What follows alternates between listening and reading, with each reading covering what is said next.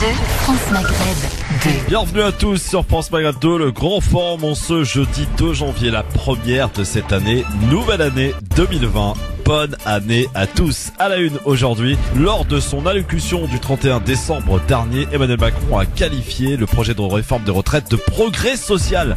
Vous ont-ils convaincu? C'est la question que l'on vous pose, à laquelle vous répondez sur Facebook, France Maghreb 2, sur Twitter, le grand forum FM2. On en parlera avec vous dans un instant, 01 40 33 9000, avec Philippe Bouriaki et Mehdi Chebaeki, notre cheminot de l'équipe. Justement, ça tombe bien. La justice marocaine a décidé d'accorder la liberté provisoire au journaliste et militant des droits humains Omar Hadi, placé en détention la semaine dernière pour avoir critiqué sur Twitter une décision de justice. La liberté d'expression serait-elle en danger au Maroc? C'est la question que l'on se posera tout à l'heure avec vous, sans oublier le zapping et le quiz en fin d'émission. Un quiz, une nouvelle version au cœur de l'actualité avant 18h. Bienvenue à tous sur France Maghreb 2, ravi de vous retrouver. C'est jeudi, nous sommes le 2 janvier, on est en direct et oui, on est revenu après quelques jours de vacances. Et bien, nous voici de retour pour cette nouvelle année que l'on vous souhaite excellente, pleine de santé, très important, d'amour un petit peu d'argent aussi. Et puis le reste, ça devrait aller, hein? N'est-ce pas mon Philippe Bouriaki, comment ça va mon Fifi? Je parlerai avec la présence de mon avocat. Maître Maghribi, s'il vous plaît. Vous êtes demandé à la barre. Allez, en vacances, Maître Maghribi. Ah oui. Ouais. Attends, comme d'autres. Les avocats entre les grèves et entre les vacances, hein, c'est pas mal comme métier. Bah ouais, mais c'est peut-être justifié aussi. Ils ont peut-être aussi besoin de soupapes de décompression parce que c'est pas facile d'être avocat. On entend des choses qui sont des fois dures, on vit des choses qui sont dures. Il y a une vraie crise de la plaidoirie lorsqu'on voit cette justice où Carlos Ghosn, le braquage du siècle. Carlos, si tu nous entends, respect. Il y a Antonio Ferrara, il te dit comment il peut faire parce que lui aussi il voudrait inviter un orchestre à la prison, sortir dans une caisse et boîte où il y avait des enceintes, etc. D'après la légende, hein, Carlos il l'aurait fait comme ça, il serait dissimulé et puis il aurait pris un jet privé, il aurait atterri en Turquie, puis maintenant au Liban. Il a passé un bon réveillon. Hein. Oh, il y avait à manger, à boire. Franchement, ça faisait plaisir. Carlos, reviens. Et en plus, la secrétaire d'État, elle a dit qu'il risquait rien s'il revenait en France. Ouais, c'est formidable. Welcome. On est aussi, et normalement, je sais pas si ça passe, j'ai même pas effectué les tests avant, monsieur Mehdi Chebaeki, est-ce qu'il nous entend, Mehdi? Mehdi? C'est le problème de la grève de Skype. Ah ouais. Oh là. Mehdi, casse pas tout. Il dans le séchette, il se sauve comme Carlos Ghosn, tu vois, il s'entraîne, le mec. Est-ce que Mehdi Chebaeki nous entend? Donc, apparemment, Mehdi Chebaeki nous entend pas. Libérez le directeur d'agence. Voilà. Bon. Si. Bon, comment ça va, mon Mehdi? Si, je vous entends. Ça va très bien, merci, et vous? Bonne et heureuse année, mon cher Mehdi. Pas moi. Eh bien, bonne et heureuse année à tout le monde. Juste une petite chose, là je viens d'arriver, et j'entends notre cher Philippe Bouriaki qui parle d'un Carlos qui serait évadé au Liban. Ouais. Et pendant un court instant, je me suis trompé de Carlos. Je me disais, tiens, c'est étonnant, je ne savais pas que... Je pensais à l'autre. Ah ouais, l'autre officiellement il est pour incarcéré pour terrorisme et l'autre pour après le trafic, voici l'évasion. Voilà. Ouais, et puis il y a eu la capture avant. Ah oui, le capture, c'est vrai. Évasion. Et ils sont trop forts quand même. Ils ont pensé à tout chez Renault. Franchement, balèze. Non mais le pire c'est que voilà, il peut revenir en France, il sera absolument pas inquiété, tout va bien. Voilà. C'est normal. C'est bien les mecs, hein. Franchement, vive le monde. Mehdi, bonne année à toi, bonne santé, plein de bonnes choses évidemment pour toi et tes proches. Merci également pour toi, pour notre cher Philippe, et bien entendu pour tous nos auditeurs. Merci mon Mehdi. Alors, on va revenir à bonne année. Oui, bah oui, quand même. Bonne et heureuse année à tous les auditeurs de France Maghreb 2. Oui, voilà. Je sais pas, je t'ai tendu la perche, tu m'as dit je parlerai qu'en présence de mon avocat. Mais ouais, mais parce que j'ai pris un coup de bambou. Moi, il m'est arrivé un truc terrible hier sur Orly, vous êtes pas au courant. Alors. Dédicace ou pas? Comment? Je fais une petite dédicace ou pas? Vas-y, fais une petite dédicace. Hier, il y a eu un phénomène spatio-temporel à Orly, et rien qu'à Orly. On a une amie, Christine Janodet, qui a fait une vidéo pour dire bonne année. Qui est la mère en fait, hein. C'est la mère d'Orly. Ouais, pour l'instant, calme-toi, oui. 73 jours encore. Ouais. Les jours sont comptés. Comme Carlos Ghosn, ça se trouve, il y aura une évasion d'Orly. Et si tu veux, en fin de compte, moi, quand j'ai vu la vidéo, on m'a appelé le matin, on m'a dit, putain, c'est honteux, 10 secondes, hein. Une vidéo pour dire bonne année en 10 secondes. Je dis ouais, qu'est-ce que vous voulez, en même temps, tout le monde ne peut pas faire des vidéos comme Fifi, oui. Et donc, si tu veux, il y a quelque chose qui m'a interpellé. Et je te jure, l'histoire, elle est vraie. Je la regarde 2 ou 3 fois. Je dis bon, bah, ok, ça change pas par rapport à l'année dernière, parce que l'année dernière, elle avait fait une vidéo pareille, je crois 15 secondes. Et hier, moi, le 1er janvier, c'est la journée des enfants. C'est-à-dire que ils me disent ce qu'ils veulent, c'est leur journée. Donc, mon fils voulait voir Star Wars et ma fille voulait voir La Reine des Neiges. Évidemment. Super, quel programme. Mais extraordinaire, tu peux même pas imaginer. Donc, en plus, moi, il paraît que j'adore Star Wars, donc je l'ai appris hier. Et donc, pendant le film, à un moment donné, je mets mon blouson sur ma tête, je mets mes écouteurs et je me repasse la vidéo. Et il y a un bruit de fond. Et en fin de compte, c'est ce qu'on fait de l'auto-hypnose lorsqu'on se sent pas bien. On peut tous faire ça. Et donc, je fais de l'auto-hypnose et je me concentre que sur le bruit de fond. Et je me rends compte que c'est un bruit d'avion à l'atterrissage. Et depuis le 3 décembre, pardon, il n'y a plus d'avions qui survolent Orly. Donc, j'en déduis que la vidéo, elle a été faite avant le 3 janvier. Mais, comme je me suis concentré uniquement sur le bruit de fond, eh ben, j'ai regardé l'image de fond. Et l'image de fond, Christophe, j'ai jamais vu des arbres comme des platanes, ultra fleuris au mois de décembre. Parce qu'il y a l'hiver, si tu veux. Il y a l'automne qui est passé entre temps. Et donc, en fin de compte, la vidéo, elle a été faite à la fin de cet été. C'est juste extraordinaire. Oh, c'est fabuleux. Non, mais tout ça pour dire aux gens, je suis proche de vous, je suis avec vous et je suis pas en vacances pour la 4e ou 5e fois de l'année. Mais c'est pas grave, on en parlera plus tard.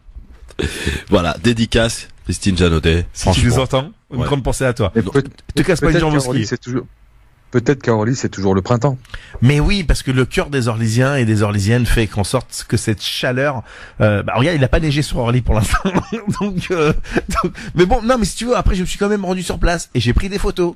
Et tu t'aperçois qu'il n'y a plus de feuilles sur les arbres. Alors, moi, je pense que c'est à cause du dérèglement climatique. Le matin, les arbres sont fleuris. L'après-midi, il n'y a plus rien. Donc, s'il vous plaît, le 15 mars, votez écologiste. Perdez pas de temps. Bon, voilà, ça c'est fait au moins. Et justement, on va rentrer en campagne bientôt là, en campagne officielle pour les municipales. On va recevoir du monde. Je peux vous dire qu'il y a du monde qui attend au portillon là. J'ai entendu qu'Anne Hidalgo allait venir. Ah bon? Ouais, j'ai entendu un truc de Anne Hidalgo, Gérard Collomb. Il va peut-être, mais je dis bien peut-être y avoir Édouard Philippe parce qu'il ça sent mauvais là au gouvernement. C'est chaud pour lui. Hein. Ah, tu crois? Ouais, c'est super chaud. Ah bah ouais, t'as pas vu Macron ce qu'il a fait le 31? Ah oui. Ah, il doit lâcher une patate chaude. En fait, tout simplement, il a renvoyé la patate chaude sur Édouard Philippe. C'est moi, je prends de la hauteur. Moi, je suis président. Édouard Philippe, tu me règles ça. Je m'en fous. C'est un peu ça en fait. La réforme des retraites sur l'âge pivot. Rien, voilà. Il a fait un peu du lâcher de l'est, mais sans avoir plus de détails sur la pénibilité. Pour le reste, rien. Voilà. Alors justement, tiens, avant de parler du sujet à la une, justement, qui est en rapport avec Macron, avec ses vœux du 31 décembre, qui étaient très attendus, par les syndicalistes, par les grévistes, par les Français, bien sûr. Qu'en avez-vous pensé, tiens, mon cher Mehdi, est-ce que ces vœux t'ont convaincu? Non, mais je ne m'attends jamais à rien pour la période des fêtes généralement. En tout cas, pas des cadeaux venant de la part de nos chers politiques, et encore moins concernant les vœux de la nouvelle année, parce qu'on n'apprend jamais rien. C'est un exercice de communication, c'est pas un exercice politique, c'est simplement de la com. Bon, voilà, il remet un peu certaines choses en place. À sa manière, il reprend la maxime de feu Jacques Chirac qui disait un chef, c'est fait pour cheffer. Ben voilà, c'est ce qu'il a fait grosso modo lors de ses vœux. Excellent. Il t'a convaincu le président de la République, Philippe Bouriaki, le 31 décembre? Franchement. Alors, il faut que je te raconte ce qui m'est arrivé le 31 décembre. Il t'arrive toujours quelque chose. Bah oui, mais c'est pas ça, c'est que Free, ils m'ont dit, on va venir t'installer la fibre. Je suis d'accord, ok. Ils m'ont dit quand? Le 31? Ils m'ont dit à 10h c'est fini. Le mec il s'est pointé à 9h40. Donc en plein. J'en profite pour dire à Free, c'est pas très gentil ce qui a pu se passer. Bon, du coup, j'ai plus de télé, j'ai plus d'internet, j'ai plus rien. Donc je l'ai regardé sur mon téléphone entre deux enfants qui me sautent dans l'oreille, et donc j'ai écouté son allocution. Eh Macron, t'es fou. Ah non, sérieusement, je lui dis, t'as peur de rien. Non, ça on peut pas lui reprocher d'y aller jusqu'au bout. Il a dit je vais aller jusqu'au bout. Il leur a dit moi je suis pas Juppé, j'ai été élu. Tu vois, j'ai gagné. On va aller jusqu'au bout. Alors premièrement, il m'a pas convaincu. Il m'a convaincu que il voulait vraiment le rapport de force. Ils sont fous, lui, il est pas tellement pénalisé sur le fait que les gens mettent 3 heures pour se déplacer au lieu de mettre 1 heure, tu vois. C'est pas trop son problème. il continue à nous opposer régimes spéciaux et régimes privés, enfin publics. Il fait un amalgame de tout ça et il jette l'opprobre et la discorde sur des gens qui effectivement ont une grosse pénibilité. Mais j'entends le discours de ceux qui me disent ouais, mais moi mon père il est maçon, il a une pénibilité. Bah oui, mais tu te battes pour qu'il ait les mêmes droits. Le truc, il est là, c'est pas de dire ouais non mais écoute, moi j'ai pas ces droits-là, toi non plus tu dois pas les avoir. C'est l'inverse qu'il faut faire. Moi, il y a un truc qui me dérange quand même dans tout ça, dans ce dont on parle, parce que j'ai retrouvé une déclaration de Macron qui date d'il y a pas longtemps. Il a dit si on commence à vouloir garder un régime spécial par rapport à un autre, ben là évidemment c'est la porte ouverte à toutes les réclamations. Donc non, on en termine complètement avec les régimes spéciaux. Contredit immédiatement, évidemment, comme souvent, hein, Macron, les policiers, on touche plus. Oui. Le monde de l'aviation, on touche plus.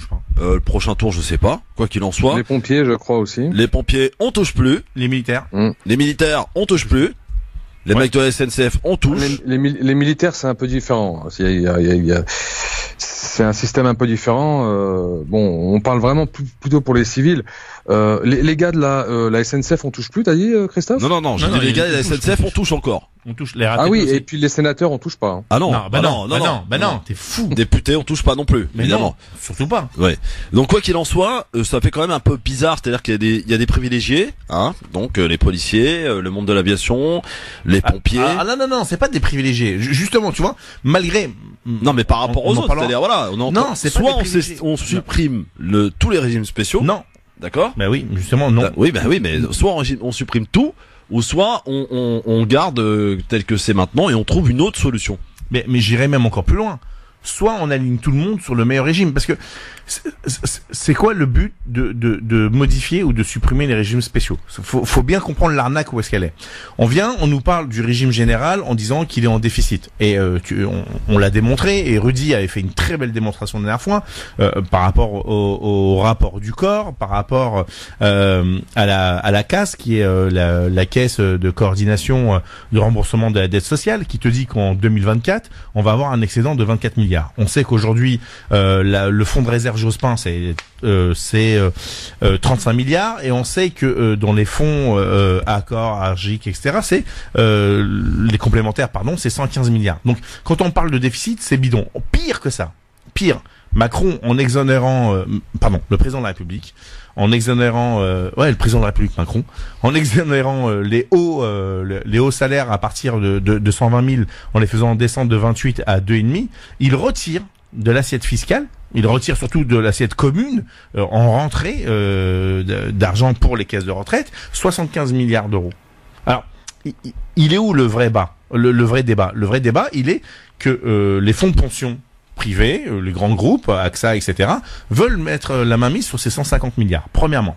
Deuxièmement, si tu veux demain privatiser, et d'ailleurs, c'est pas moi qui le dit, qui le démontre, c'est ce qu'ils ont fait en Allemagne, c'est ce qu'ils ont fait en Angleterre. Si tu veux privatiser la SNCF à 100%, si tu veux privatiser la RATP à 100%, t'as pas d'autre alternative que d'exposer leur régime.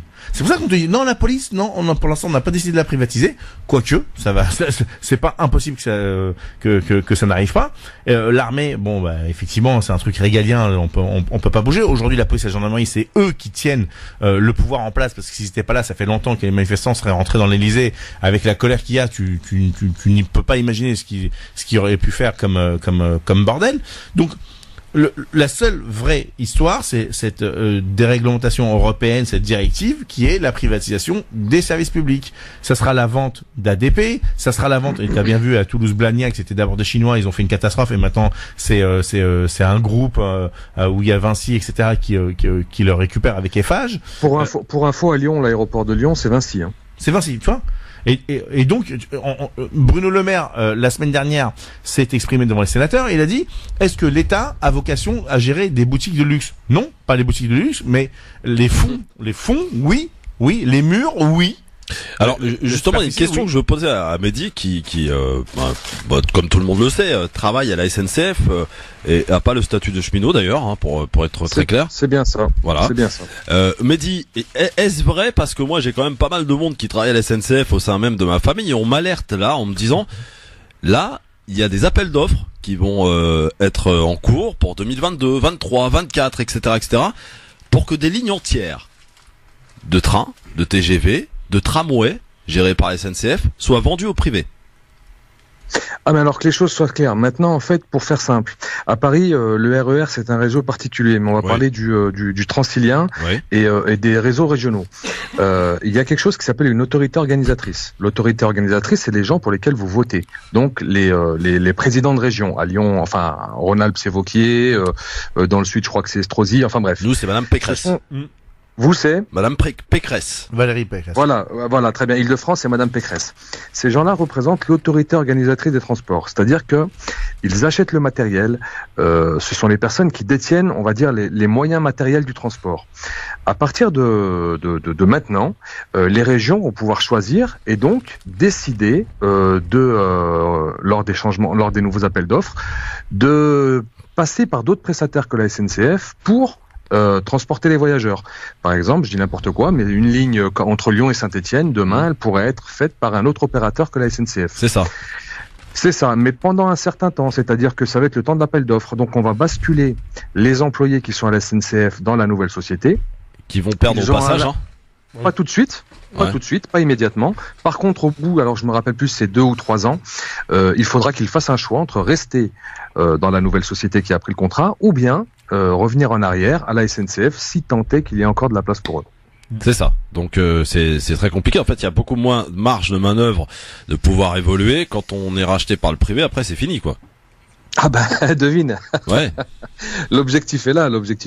Non, il y a vraiment beaucoup de choses qui se passent en ce moment. La SNCF est une entreprise qui, on pense que c'est un monolithe qui ne bouge pas, mais je peux vous assurer que depuis quelques années maintenant, ça change tous les ans, absolument tous les ans. J'en veux pour preuve que par exemple le fret à SNCF, à un moment, je sais pas si vous vous rappelez, on avait mis des grands portiques sur les autoroutes pour normalement faire payer les camions qui passent par les autoroutes afin de reverser l'argent pour du transport plus vert, que ce soit le transport par péniche ou le transport par bateau. À l'époque, c'était la grande vision du fret. Aujourd'hui, le fret a été privatisé. Il est sorti de la SNCF. Ouais. Ça, il faut le savoir. Aujourd'hui, c'est vraiment privatisé. Le fret est privé. Par exemple, demain, ce sera le voyageur, certainement. Ouais. Et il y a aussi, alors moi, on m'avait évoqué aussi le problème de rails. C'est-à-dire qu'il y a des gens qui travaillent sur les rails, ou qui vont travailler sur les rails, qui n'ont aucune formation, qui viennent pour la plupart d'ailleurs de pays de l'Est. Moi, quelqu'un me disait en interne à la SNCF en me disant, mais dans quelques années, il faudra pas s'étonner qu'il y ait des graves accidents. Parce que c'est des mecs, ils ont aucune expérience, enfin aucune formation de pouvoir justement poser du rail. C'est quand même un métier quand même. C'est clair. Ben dans quelques années, j'ai envie de te dire Brétigny-sur-Orge, hein, ça. Oui, ça rappelle des souvenirs. Années. Ouais. L'état du réseau secondaire, enfin du réseau secondaire, hors LGV, donc le réseau classique de ligne classique SNCF est dans un mauvais état parce qu'on a mis énormément d'argent sur les lignes à grande vitesse. Il se trouve que l'entretien et la création de ces voies est faite majoritairement aujourd'hui par des entreprises privées qui travaillent en contrat avec SNCF Réseau, mais parmi toutes ces entreprises privées, il y a des conditions de travail qui sont pas tout à fait les mêmes, les normes sont pas tout à fait les mêmes, et malgré tout ce qu'on peut exiger en termes de conditions et de sécurité pour les employés, ne serait-ce que pour leur propre sécurité, parce qu'il faut savoir que lorsque vous travaillez à pied sur les voies, les trains passent à côté de vous à 160 km/h. Hein. C'est ça. Il y a tous les ans des gens qui décèdent aussi, qui sont gravement blessés sur les voies, et hélas aujourd'hui ces entreprises prennent parfois des intérimaires pour faire ce que l'on appelle annonceurs. Ce sont des gens qui sont en amont des points de travaux et qui doivent signaler à ceux qui travaillent, donc qui ont le nez dans le ballast, hein, qu'on appelle les sangliers de manière sympathique, pour leur dire attention qu'il y a un train qui arrive. Et on prend des gens qui n'ont absolument aucune formation, on les forme parfois, alors je vais pas dire que c'est tout le temps, mais on les forme parfois à la va-vite, et on commence de plus en plus à avoir des comportements assez accidentogènes sur les voies. Voilà un petit peu la réalité des choses. Alors, on va revenir maintenant à l'allocution du 31 décembre de Emmanuel Macron, le président de la République française, avec cette question. Lors de son allocution, donc le 31 décembre dernier, Emmanuel Macron a qualifié le projet de réforme des retraites de progrès social. Vous a-t-il convaincu, justement? Progrès social ou pas, Philippe Bouriaki? Franchement. C'est la question que l'on vous pose, et vous êtes d'ailleurs, 7% à dire oui sur Facebook. Ouais, quand même. 12% sur Twitter, Facebook France Maghreb 2, Twitter Le Grand Forum FM2. Vous nous appelez aussi au 01 40 33 9000. Est-ce que c'est du progrès social, cette réforme des retraites, monsieur Bouriaki?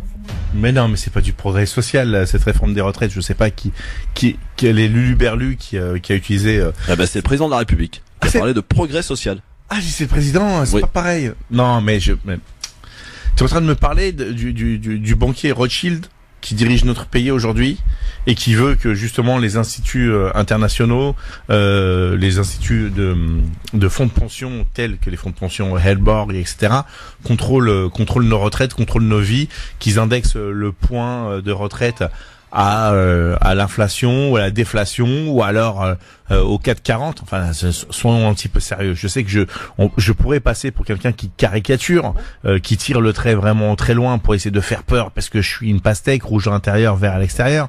Mais je vous assure que c'est ça qui nous attend. Et ça veut dire quoi? Philippe, excuse-moi de t'interrompre. Est-ce que tu as vu donc les lauréats de la Légion d'honneur du 1er janvier 2020? Alors j'ai entendu parler. Et donc on a Jean-François Cirelli, patron du fonds BlackRock France, qui gère les retraites. Et ils osent tout, ils ont peur de rien. On en parlera tout à l'heure dans le zapping. Oui, absolument. Ah, mais mec, il y a Gilbert Montagnier aussi qui a reçu la Légion d'honneur. Ah ouais? Pourquoi? Bah je sais pas. Qu'est-ce qu'il a fait? Bah il voit pas. Ouais, d'accord, mais ça c'est d'accord. OK, mais ça justifie pas une Légion d'honneur. On va s'aimer quoi. Ouais, on va s'aimer, voilà. D'accord, OK. Ouais. D'accord. Autour d'une table, etc. Bah, tu me diras en même temps, attends, faut aussi que je fasse mon autocritique. Chez nous les écologistes, je me rappellerai toujours Cécile Duflot avoir donné la Légion d'honneur à sa directrice de cabinet Catherine Calmette-Ribério. Donc bon, voilà, la Légion d'honneur, c'est très bien qu'aujourd'hui c'est à titre honorifique, mais c'est surtout à titre de complaisance, de copain, de je te claque la bise. Qu'est-ce que tu fais pour moi? Tu peux venir chanter un de mes meetings. Non, mais là, en l'occurrence, là, c'est quand même assez symbolique parce qu'il n'y a jamais de hasard dans le calendrier politique et remettre la Légion d'honneur à un dirigeant d'un grand fonds, du plus grand, je crois, fonds de pension, fonds de gestion de retraite au monde, qui est plus riche que la France. Hein, il faut le savoir. BlackRock au niveau mondial, c'est quelque chose. Lui remettre la Légion d'honneur dans cette situation politique où justement il y a la grosse réforme des retraites. Là, on est vraiment dans le cynisme le plus total. Non, le cynisme pour nous, mais pour eux, on est dans une logique complète et totale, quoi. C'est assumé, c'est des ultra-libéraux qui disent à tout le monde, je vous merde profondément. Progrès social ou pas, me dit Chebaiki, alors, selon le président de la République, Emmanuel Macron, convaincu? Moi, j'ai envie d'aller un peu plus loin que cette question de progrès social ou pas. Je suis pas forcément un idéologue en matière d'économie. Déjà, j'en ai pas les compétences. Mais je ne suis pas fermé. Moi, lorsqu'on me parle de libéralisme, dans une certaine mesure, moi, je ne suis pas contre.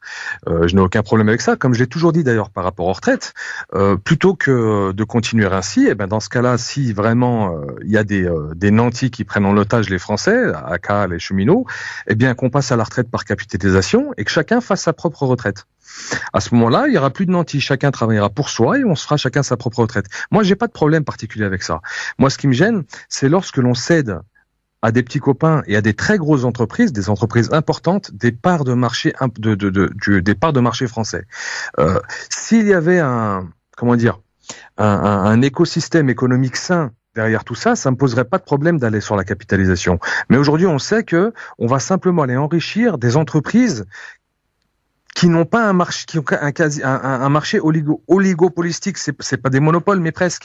Il y a quelques grosses entreprises qui sont capables, justement, de gérer les retraites, et c'est elles qui vont récolter les fruits de ces réformes. C'est ça qui me dérange profondément. C'est pas qu'on change le système, c'est on avait de l'argent qui était mutualisé, et cet argent, on va le privatiser. Et ça me dérange profondément parce que si on le privatise, il faut que ce soit ventilé sur un nombre d'entreprises importants. Il faut que ce soit ventilé sur tout un secteur. Et ça ne sera pas le cas, hélas, je le pense, avec la réforme des retraites. Alors j'en profite pour saluer et souhaiter aussi une bonne année à monsieur Tarek Mami qui est de passage dans le studio. Bonjour Tarek et bonne année à vous. Merci Christophe. Bonjour Christophe. Bonjour Philippe. Bonjour Mehdi de l'autre côté de la frontière parisienne, parce qu'il y a une frontière avec la grève là. Pour aller le saluer, il va falloir attendre quelques jours. Et bien sûr, surtout bonjour à toutes les auditrices, tous les auditeurs. Et bonjour et bonne année à tous, au-delà de nos croyances idéologiques, politiques, religieuses, ethniques, réelles ou supposées. Tiens, d'ailleurs, j'ai vu que c'était haram de fêter la bonne année. C'est pour ça que j'ai rajouté, cher J'ai vu Christophe. ça sur Facebook. Non, mais Sérieux c'est pour ça que j'ai rajouté réel ou supposé. Et, et être de repos le premier jour de l'année férié, c'est haram aussi ou Alors ça, je vous ai envoyé une petite vidéo. J'espère, je crois que vous l'avez tous apprécié. Alors c'est Noël haram, dîner haram, sapin haram, prime de Noël halal. halal? Bah, évidemment. Alors, on parle Bonjour de la... Mehdi. Bonjour mon cher Tarek, vous allez bien? Eh ben, il va bien, oui. On met le casque sur la tête, monsieur Tarek Mami. Ah, oui, Voilà. je pensais Attendez, pas. je vous le passe. Oui, Voilà. je pensais parler à Christophe. Ah voilà. Alors on parle de la réforme des retraites évidemment, qui continue d'agiter, donc évidemment toute cette actualité de ce début d'année, de cette fin d'année, de cette début d'année 2020. D'ailleurs, j'ai croisé quelques chauffeurs ce matin. Je commence à leur dire, bon, vous allez arrêter quand, les gars? On va y aller. Faut se remettre au boulot, quoi. Et ils ont tous répondu qu'il y aura plus d'argent dans la caisse. Ils ont dit non. Ils ont dit jusqu'au 9 inclus, ça ne bougera pas. Ouais, voilà. bah, voilà. 9 inclus, Il y a c'est une grosse manif le 9. grosse manip le 9. Et effectivement, les centrales syndicales ont décidé. Il y a des négociations aussi avec le Premier ministre. On a bien insisté tout à l'heure en disant que le président de la République a lancé la patate chaude donc en direction du Premier ministre en disant débrouille-toi. Moi, j'ai de prendre la hauteur. Moi, je suis président. C'est le bazar dans notre pays, mais c'est à toi de gérer. Tarek Mami, donc cette question que l'on pose aujourd'hui, c'est un progrès social, a-t-il rappelé Emmanuel Macron, cette réforme de retraite. Est-ce que c'est convaincant? Moi, je ne crois pas au progrès social. Par contre, je crois à la triptyque de la République, liberté, égalité, fraternité. La liberté, on se bat pour la conserver. La fraternité est en train de partir en vrille, donc on se bat pour la retenir. L'égalité est un beau concept sur lequel on peut travailler, quelle que soit l'idéologie. Et moi, ce qui me séduit dans cette réforme, ces 2 points, alors je ne sais pas s'ils sont avérés ou pas, mais d'un point de vue de principe politique, le premier point qui veut 1 euro cotisé, 1 euro par tout le monde, même recette de retour pour tout le monde, ça me parle comme idée en tant que vieux gauchiste, j'allais dire, parce que l'égalité c'est aussi ça. Et la deuxième, c'est l'inflexion que le président de la République a mis indirectement dans son discours, c'est la prise en charge de la pénibilité. Et j'aime bien que l'idée... Sans trop de détails, pardon. Non, mais j'aime bien, Christophe, que cette pénibilité soit appliquée à la pénibilité et non pas à la pénibilité par secteur. Parce que quand le travail est pénible, que le monsieur soit sur le trottoir à creuser de trous ou à conduire un train difficile ou, je sais pas, à veiller la nuit, ils ont tous les 3 de la pénibilité. Et la pénibilité dans nos régimes d'aujourd'hui, elles sont sectorisées, par secteur sectorisées. Et donc, on a la pénibilité RATP, la pénibilité SNCF. Je dis pas que ça n'existe pas. Mais cette idée de définir quelque part entre les patrons et les syndicats et le gouvernement les notions de pénibilité qui peuvent changer d'une année à l'autre, cette idée me botte un peu. Oui, il est dans les 7%, Tariq. Monsieur Mehdi Chebaïki, le gréviste en chef, qu'avez-vous à répondre à monsieur Mami? Non, mais comme je l'ai dit précédemment, moi je suis pas un idéologue. Au-delà de la pénibilité, il y a un mot qu'on évite de prononcer généralement à la télévision, c'est la mortalité. Oui. Il serait intéressant de voir, parce que c'est ça qu'il y a derrière en fait, Oui. quand on parle de pénibilité, Oui. c'est la mortalité. Oui. Il serait intéressant de voir que lorsqu'on repousse l'âge de la retraite, et quand on parle d'un système unique comme le fait monsieur Macron, en fait c'est un système inique. Pas unique, mais inique. Parce que si on part tous en même temps à l'âge de la retraite, ce qu'il faut savoir, c'est que selon votre secteur professionnel dans lequel vous avez travaillé, vous n'aurez pas la même espérance de vie. Ce qui signifie que certaines personnes pourront profiter d'une retraite pendant, en moyenne, allez, si on part à 63, 64 ans, une quinzaine d'années, on va dire en moyenne. Oui. Voire 20 ans pour certains. Et d'autres, eux, vont mathématiquement 30 ans pour Giscard. profiter sur 10 ans, voire 6 ans, voire 7 ans. Chez les ouvriers, la moyenne d'âge, c'est pas la moyenne d'âge, c'est la moyenne d'âge à laquelle on meurt, c'est plus aux alentours de 72 ans. Donc si vous partez à la retraite à 65 ans et que vous touchez une retraite jusqu'à 72, c'est pas la même chose que lorsque vous la touchez jusqu'à 80 ou 82. On en Alors parle moi, dans un instant. Christophe, moi je souhaite j'ai de la pub, moi. Oui, juste après, alors vous me rappelez, je voudrais dire un mot à la mémoire de Brahim Hasmaïl, qui est mort 1 mois après la prise officielle de sa retraite, et il n'avait que 62 ans. Et donc je voudrais dire un mot tout à l'heure sur ça, comme quoi il y a une autre justice immanente qui peut être supérieure à toutes ces justices de discussion. Et on fera un tour avec Sarcelles dans un instant avec Hossein Ras, puisqu'il y a un événement qui se prépare suite à ce qui s'est passé concernant Ibrahim Ba qui a été tué sur sa moto. On y reviendra dans un instant sur France Maghreb, ne bougez pas. Ouais. Ouais. Ah, c'est vrai en plus. Ouais, c'est vrai. Alors on parle de la réforme des retraites, toujours et encore au cœur de l'actualité, évidemment, ce 2 janvier. Il a parlé de progrès social, le président de la République, Emmanuel Macron. Est-ce qu'il vous a convaincu? Bah pas vraiment, hein. 7% ont dit oui, hein, 7% quand même. Non, alors Philippe a dit que monsieur Mamie fait partie des 7%. Bah oui. Non, je n'ai pas répondu progrès social. Ah oui, alors justement, progrès social ou pas? Non, j'ai dit que je préférais prendre le terme égalité des triptyques de la République. Donc je ne pas dans le questionnaire. Oui, mais justement. Christophe, on va faire un sondage. Ouais, mais monsieur Mamie a l'art de retourner les questions comme ça. Après, voilà, il se mouille pas trop, en fait, c'est ça. C'est ça les patrons, c'est voilà, ça le problème des patrons. C'est ça. Ils sentent le vent venir, ils sentent le vent la grogne de ces chroniqueurs. Ils disent bon, je vais pas le mettre à doute. Alors déjà ça s'appelle de l'apaisement. Oui, qu'est-ce qu'il y a, Mehdi? Social. À la base, le progrès social, en théorie, c'est l'amélioration des conditions de vie. Ouais. Là, je vois pas en quoi cette réforme amène un progrès social quelconque. Alors, si vous voulez que je devienne macroniste, elle amènerait deux choses. La première chose, c'est qu'on augmenterait les fameux 85% du SMIC pour éventuellement arriver à un SMIC à 100%. Sous cet angle-là, ça serait un progrès. Attends, explique-moi, j'ai pas compris. Aujourd'hui, beaucoup de gens touchent en gros, avec toutes les aides de l'État, autour de 85% du montant du SMIC.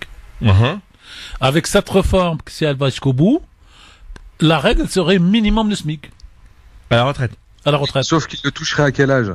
Après l'âge pivot. Au minimum.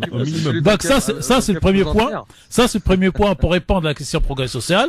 Et le deuxième, la situation des femmes, où aujourd'hui à la retraite, elles continuent à toucher 40% de moins que les hommes parce qu'elles ont cotisé 40% de moins, parce qu'elles ont été payées 40% de moins. Donc, cette analyse de progrès social, on peut le prendre sur ce côté-là. Il faudrait qu'on les paye. Oui. Il faut qu'on les paye à la même hauteur que les hommes pour pouvoir avoir donc cette cotisation. Donc là, il y aurait un progrès social. Ce serait un sujet intéressant à développer un jour, je pense. Avec grand plaisir. L'inégalité de salaire entre hommes et femmes, je pense que ce serait un sujet intéressant à faire un jour dans l'émission. Alors, le plus beau, c'est que dans des pays dits arabes, des musulmans comme la Tunisie, aujourd'hui, ils sont en train d'atteindre le même salaire.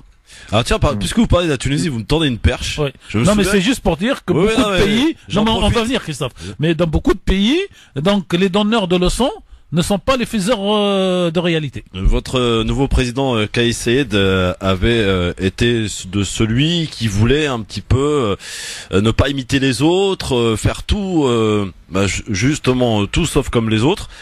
Il a fait les vœux du 31. Cher Christophe, quand je peux commenter? Oui, allez-y. Quand j'ai commencé à travailler, je suis arrivé à Paris à 17 ans pour faire des études, et je suis arrivé en juillet. J'ai ma province. Voilà, on a pire que ça, ma lointaine province. Donc, je débarque en gros vers le 14 juillet. Le 15 août, je commence à bosser. Donc vous voyez, à l'époque, le boulot c'était... Et j'ai travaillé dans un restaurant. Et le deuxième jour, en voulant prendre une pile d'assiettes plus lourde que d'habitude, je n'en casse la moitié. Et comment ça s'appelle? Et le patron m'avait appris, cher Christophe, l'expression, c'est le métier qui rentre. Et donc le président de la République tunisienne élu au mois d'octobre, là où il a fait 3 choses contre ce qu'il a dit dans la campagne. Et c'est le métier qui rentre. Il a fait les vœux. Il a prolongé l'état d'urgence d'un mois parce qu'il est en train de tourner autour du pot, et il a fait 3 ou 4 choses. Il a dit qu'il ne les ferait pas, il les fait. C'est le métier qui rentre. D'ailleurs, j'en profite aussi pour dire que demain on fera une petite page un peu particulière pour expliquer ce qui se passe en Libye. Tout à fait. Et aujourd'hui, donc normalement, il y a un nouveau gouvernement qui va être proclamé, mais en Tunisie, entre proclamer et obtenir la confiance au Parlement, il y a un grand pas.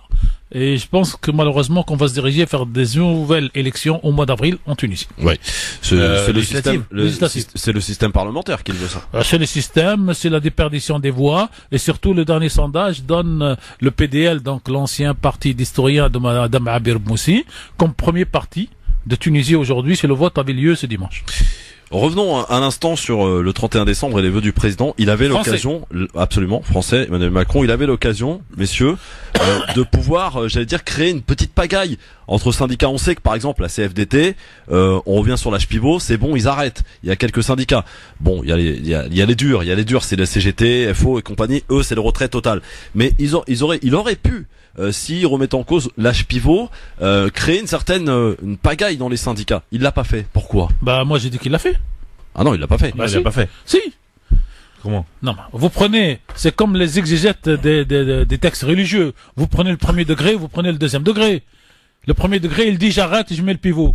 Le deuxième, il dit je demande au gouvernement donc de négocier au plus vite et de faire quelques concessions, notamment la pénibilité. Rien n'empêche demain le président de dire à M. Philippe, donc donnez l'âge pivot, donnez le truc pour retirer donc comment s'appelle la CFDT, et le problème fait. Mais aujourd'hui, je pense qu'il y a une chose qu'il a apprise, c'est que la crise des Gilets jaunes lui a beaucoup servi, parce que l'année dernière, avec la crise des Gilets jaunes, il s'est jeté à l'eau en balançant tout.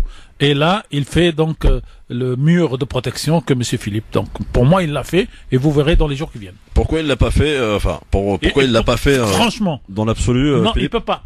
Parce que sinon, on redira, en réalité, on a bien raison, c'est le président qui décide de tout, le Premier ministre, on s'en fout, et donc on met le pression sur le président.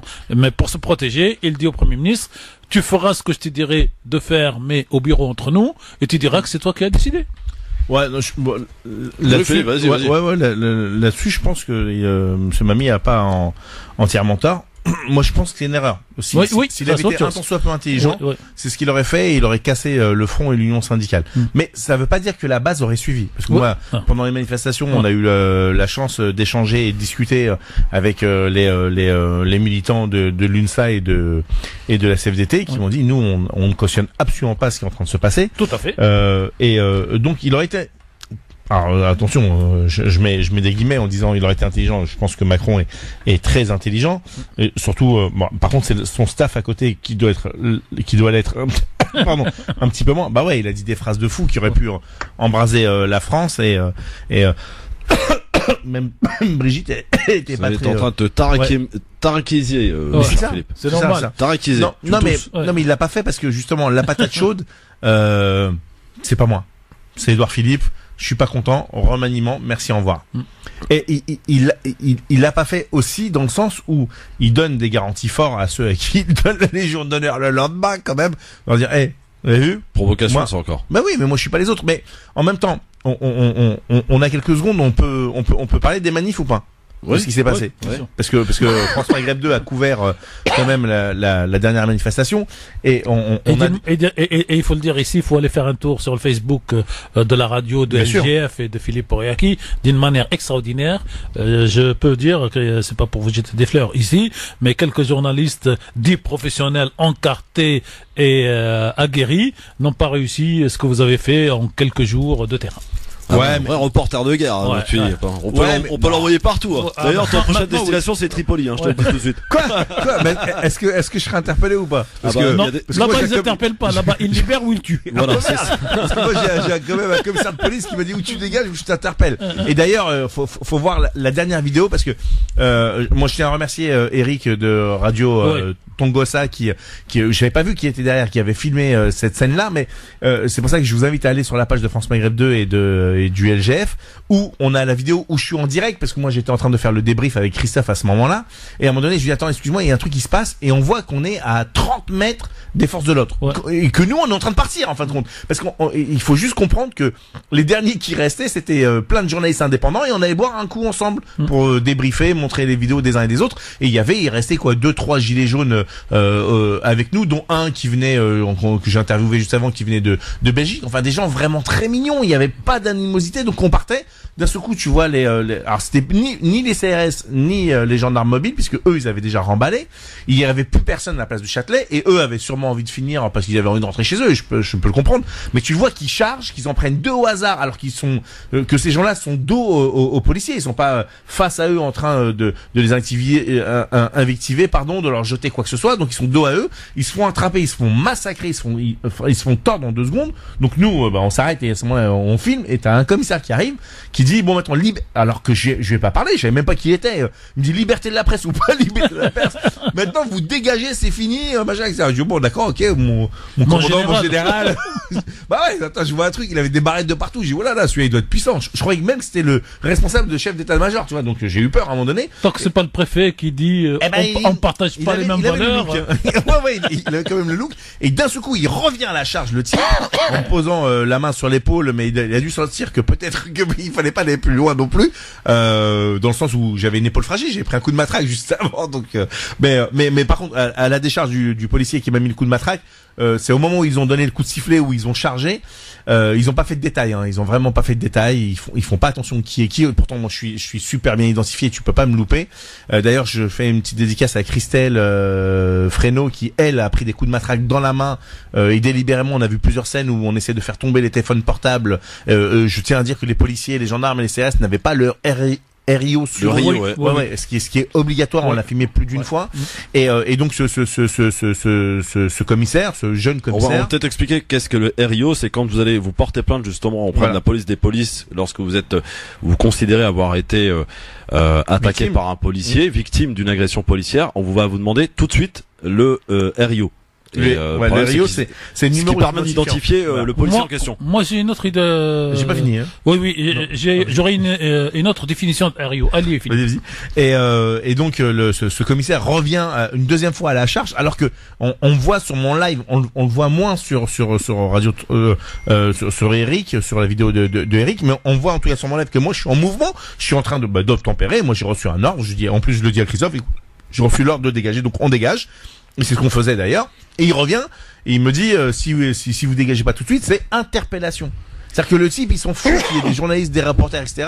Il te dit, mais à un moment donné, je crois que j'étais à Hong Kong, tu vois, ou à Moscou. Donc là, j'aurais pu comprendre qu'on me parle comme ça. Mais en France. Ouais. En France. Dites pas Moscou, sinon vous aurez plus le droit à RT. Hein. Ça y est, c'est fini, RT. Ah bon, d'accord.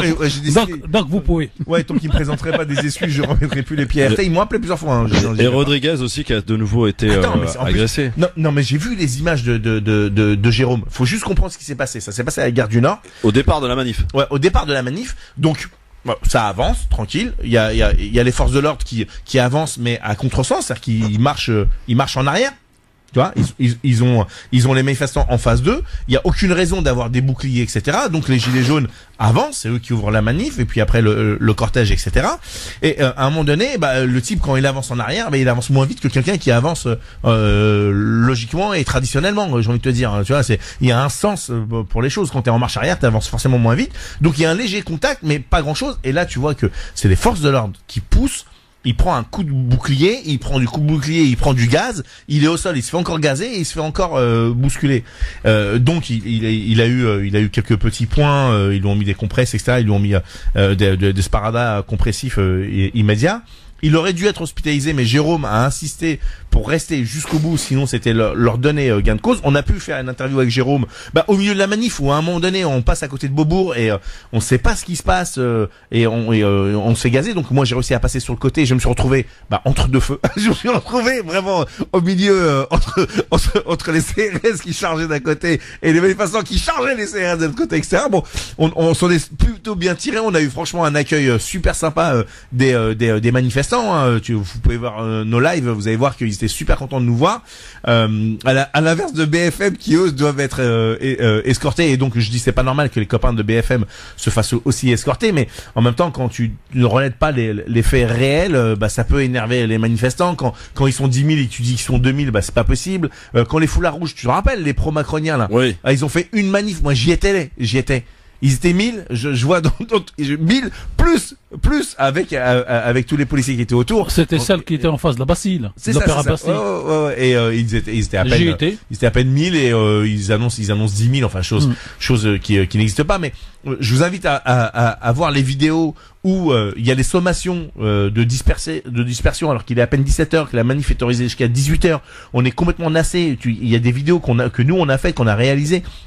les personnes ne pouvaient pas sortir, on était bloqués. C'est le métier qui rentre, mon Philippe. Tu sais, nous, ça fait 20 ans qu'on connaît ça, hein. Ouais, non, je sais bien, mais bon, c'était surprenant. Et tu vois, en plus tu vois, il y en a un, il avait 69 ans, les gens sont tranquilles, sont pistes, on les renvoie vers Avenue La Victoire, on les renvoie de là où ils venaient. Enfin, il y avait des personnes qu'on laissait rentrer, et ça, c'est impressionnant. Il y a des personnes qui avaient été autorisées à rentrer dans la manifestation, qui étaient avec leurs valises, etc., des touristes, et qu'on n'a pas laissé ressortir de l'autre côté. Enfin, mais pourquoi vous les laissez rentrer? Et dernière chose, je tiens à dire que on peut dire ouais, c'est pas normal, il y a des mouvements où effectivement il y a eu des caillassages des forces de l'ordre, il y a eu des bouteilles en verre qui ont été lancées, sauf qu'à un moment donné, dans une vidéo, dans un des reportages qu'on a coupé, qu'on a compilé, on voit une femme qui s'avance vers les CRS, parce que juste avant ils ont fait une ouverture et il y a un type qui s'est fait exfiltrer par des agents en civil, et elle faisait partie de ceux que j'avais vus en tout cas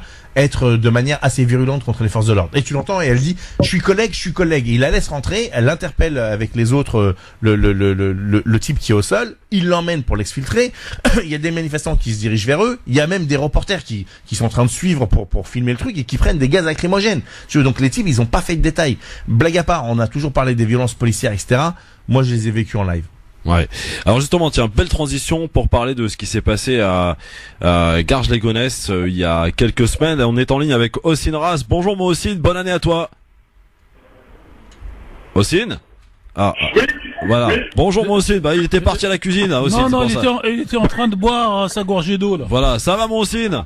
Oui, ça va tout le monde, salut, ouais, non, parce qu'on est en pleine organisation de l'événement, donc vous écoutez parler en même temps. Oui, alors Ossine, on parlait un peu de violence policière qu'a subi Philippe Brouillaki, quelques manifestants lors de la grosse dernière manifestation à Paris.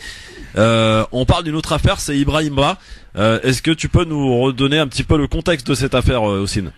Oui, justement, Ibrahim Ba, c'est un jeune de Sarcelles qui est récemment décédé justement au mois d'octobre. C'était le 6 octobre 2019, donc il y a un peu plus de 2 mois. Pour nous, on considère que qu'il est clairement lié aux violences policières, puisqu'il y a la police qui est mise en cause dans cette affaire. Pour revenir sur les faits, le 6 octobre dernier, donc le 6 octobre 2019, à Villiers-le-Bel, il y a un jeune qui est nommé Ibrahim Ba circulait au guidon de sa moto, casqué, et il a fini par être envoyé sur un poteau et il est mort sur le coup quelques instants plus tard. Sur le coup, au début, il y avait 2 versions qui se contredisaient. La version où la police était clairement incriminée et l'avait tapé avec un camion de police. Une deuxième version qui disait que non, au contraire, il a voulu esquiver le contrôle et puis, sans faire exprès, il a fait une mauvaise manœuvre et s'est envoyé sur le poteau. Petit à petit, grâce à l'affaire qui a avancé, on se rend compte que non, que la police est vraiment incriminée. Donc on attend que la justice fasse d'éclaircissement sur cette affaire.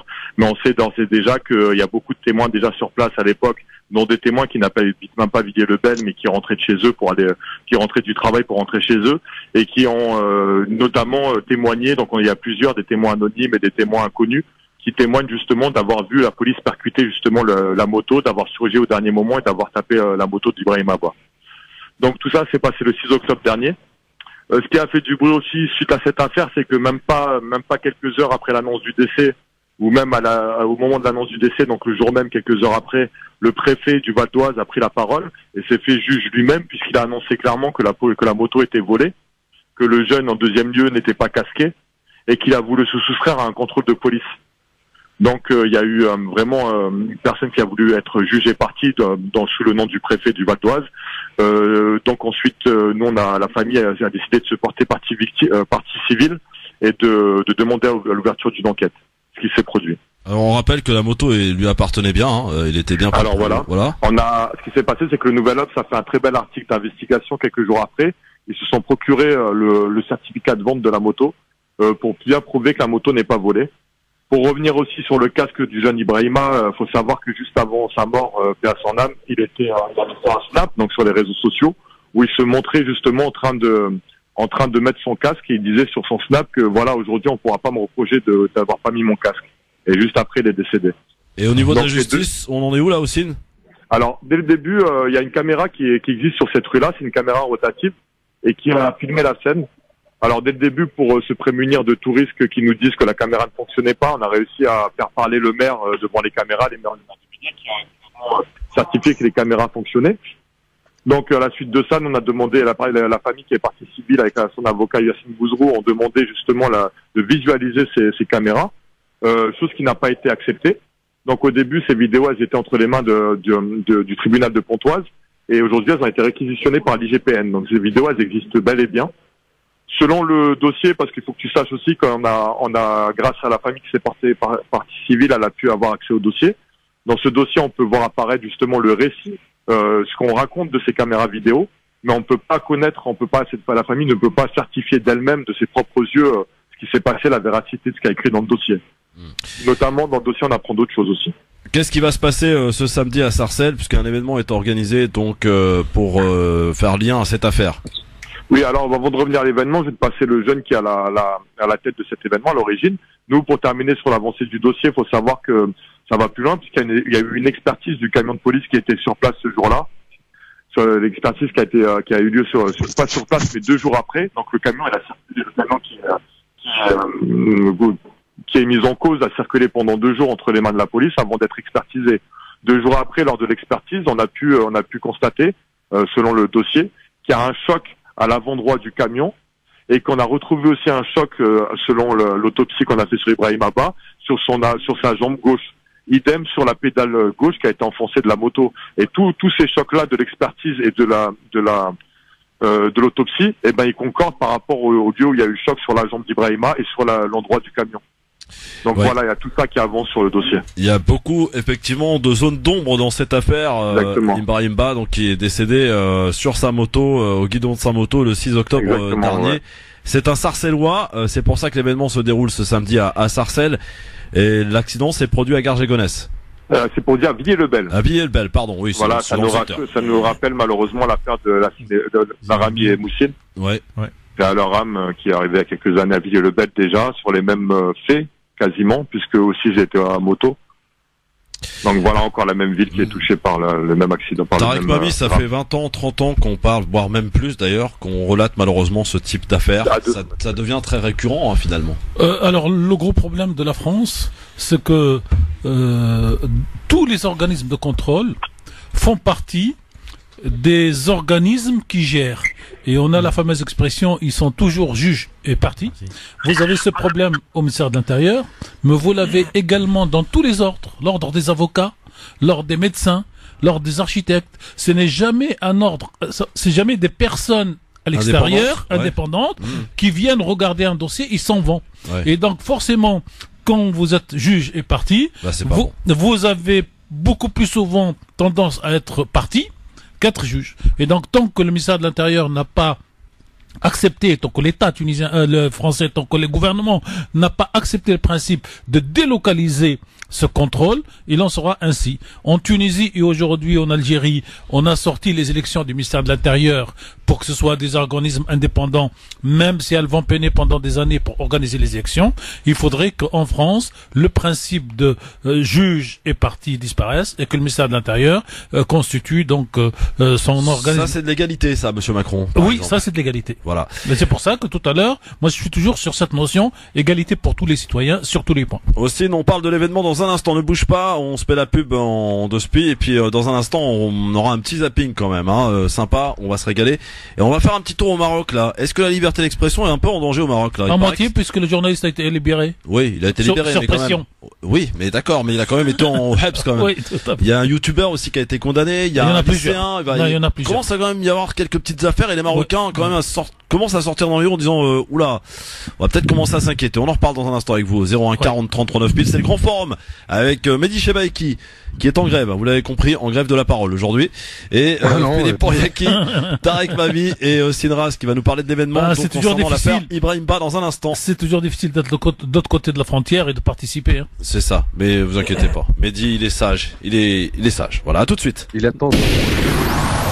Ça s'appelle le LGF les amis, c'est sur France Maghreb 2 et c'est la première émission de l'année en ce 2 janvier, on est là, oui, de retour bel et bien avec le plus grand plaisir avec Philippe Bouriaki, avec Tarek Mami, Mehdi Chebaiki et Ossine Ras qui est avec nous aussi au téléphone pour nous parler de cet événement qui se prépare ce samedi, un événement qui est préparé par un comité donc de soutien à Ibrahim Abba et à la famille, donc bien sûr suite à ce qui s'est passé le 6 octobre dernier, ce jeune homme de Sarcelles qui a été été percuté ou a été tué visiblement sur sa moto, ça c'est clair, il en est mort. Oui.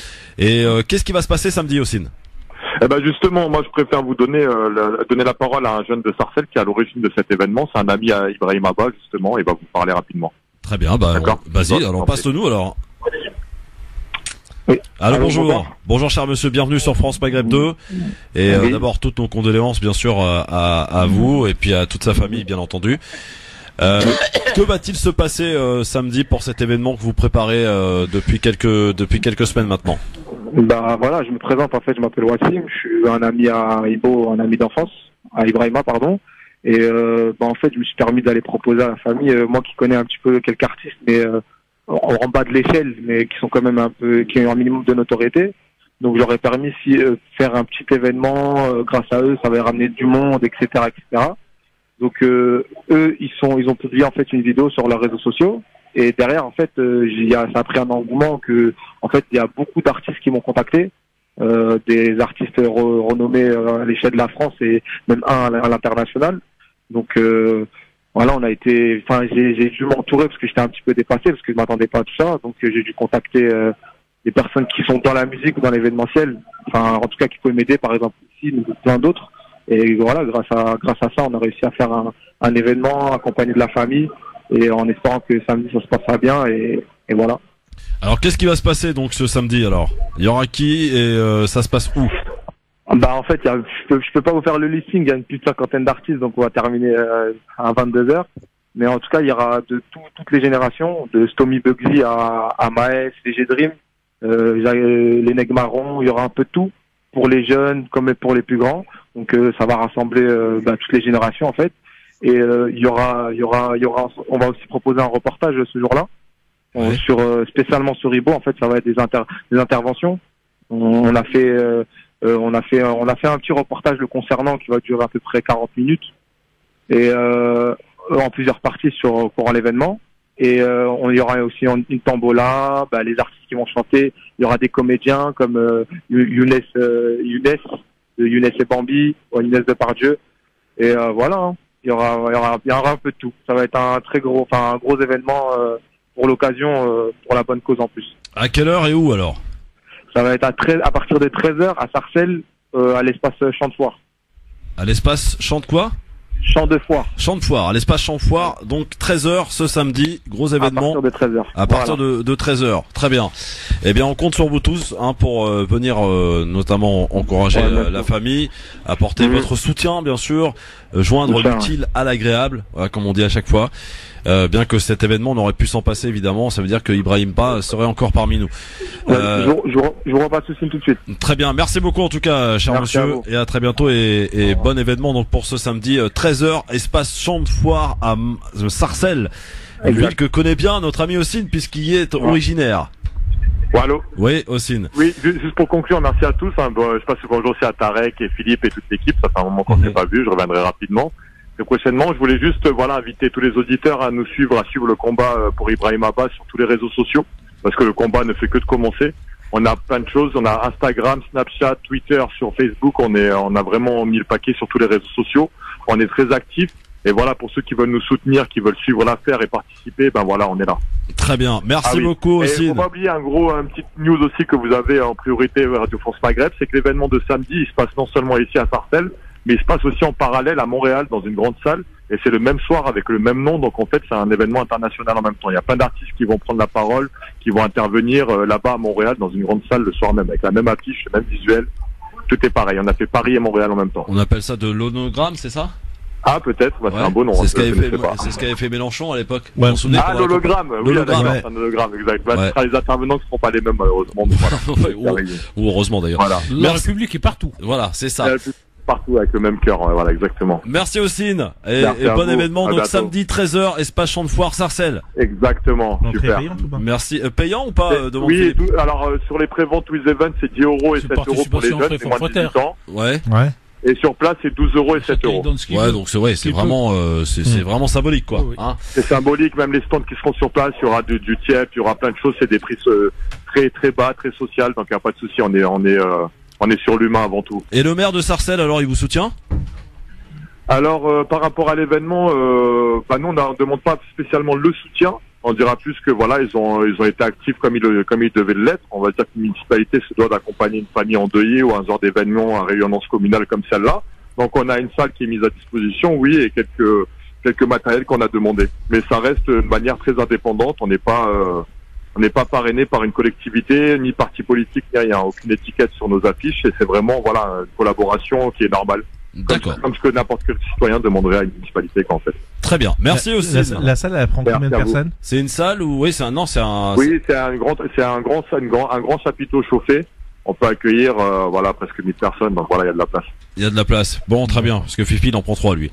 Merci beaucoup aussi. Non, c'est pas ça, on va peut-être venir couvrir l'événement. Bah oui, venez écoute. avec plaisir. Il y aura déjà Céline qui sera là, donc venez en équipe avec plaisir, vous serez très bien accueillis. Voilà. Le LGF il est partout, France Maghreb aussi. Bah ouais. Ah oui, c'est comme ça. Ah ouais, ils sont là. Salut mon Cine, à bientôt. Salut, bon courage. Ciao, à bientôt.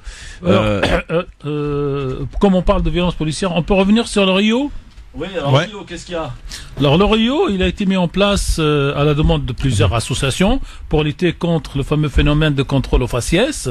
En réalité, ce ne sont pas les associations qui ont mis en place ce système, mais c'est le ministère de l'Intérieur, parce que quand la demande a été faite à l'ancien ministre de l'Intérieur et de Hollande, comment il s'appelait, l'avocat qui a terminé Premier ministre pour quelques jours. Cazeneuve. Et moi j'ai eu Cazeneuve dans un échange privé et en fait la demande était de faire porter des caméras pour filmer. Et c'est Valls qui s'est opposé en tant que ministre de l'Intérieur et en tant que Premier ministre à ce que les policiers soient équipés de caméras en disant si on fait ça, cela veut dire que la police n'est pas républicaine et qu'on a un doute sur le travail de la police. Et donc il y a eu une négociation et un compromis et les Rio ont remplacé la caméra.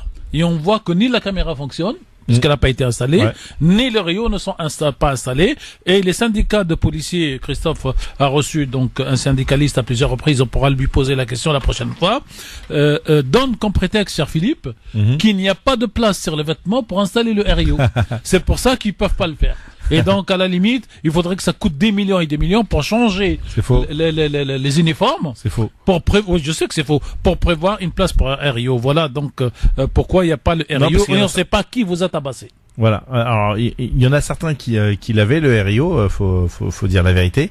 Et c'est un petit truc, un scratch qui se met. Donc c'est un numéro, en fait, d'identification. Au lieu de marquer André Caspi, on écrit 03 16 15. Alors, je sais pas, c'est qui déjà le ministre de l'Intérieur? Castaner. Monsieur Castaner, parce que vous. C'est Castaner d'aujourd'hui. Oui, il est tellement remarquable que, vous voyez, j'en avais complètement. Lui, il n'a pas entendu parler des caméras apportées par les policiers. Non, mais puis il veut pas, et puis de toute façon. Et puis les caméras, il n'y a pas de violence policière, voyons. Les policiers mettent des caméras, ils risquent de rentrer dans les boîtes de nuit. Ouais, c'est ça. Et ils risquent de se faire filmer avec ces caméras. donc faut éviter. Ah ouais. Mehdi. Oui. Alors, tout ce que t'entends, parce qu'on t'a pas beaucoup entendu là, mon Mehdi. Hein. Ouais, Mehdi. Je m'informe, je suis comme tous nos chers auditeurs. J'aimerais juste revenir rapidement sur ce qu'a dit Monsieur Mamie concernant notre cher Emmanuel Valls, qui disait qu'il ne voulait pas installer de caméras sur les policiers parce que ça signifierait que l'on doute de la police. Alors dans ce cas-là, pourquoi installer des caméras dans la rue? De qui doute-t-il? Parce qu'on doute des citoyens. Ouais. Voilà, merci Monsieur Mali. Sinon, concernant la dernière affaire en cours, l'affaire Ibrahim Ba, je me prononcerai pas sur le fond parce que jusqu'à présent, on ne sait pas vraiment ce qui s'est passé. Donc, je ne vais pas accuser qui que ce soit. En tout cas, il y a un jeune qui est mort et il faut faire la lumière sur cette histoire. Ce qui me dérange le plus, en fait, c'est l'esprit de corps automatique. Ça, c'est quelque chose qui me dérange venant de la part de gens qui sont censés nous protéger.